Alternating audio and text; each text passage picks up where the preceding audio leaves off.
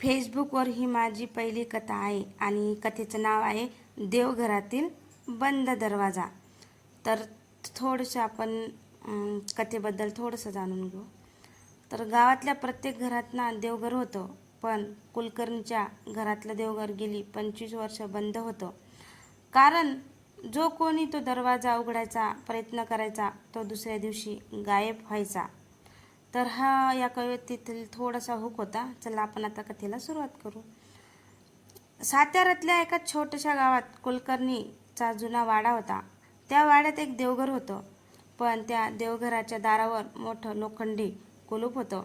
घरातल्या लहान मुलांपासून मोठ्यापर्यंत सगळ्यांना एकच नियम होता, देवघराच्या दाराला हात लावायचा नाही. एके दिवशी शहरातून आदित्य आपल्या आजीकडे सुट्टीसाठी आला. रात्री झोपताना त्याला देवघरातून मंद घंटानाद ऐकू आला. तो उठून दाराजवळ गेला. कुलूप बंद होतं, पण आतून दिव्याचा प्रकाश बाहेर येत होता.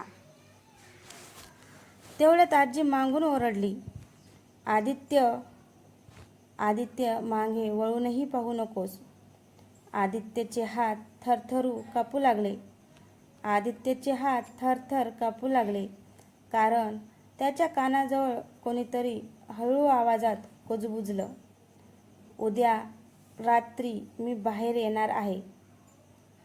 तर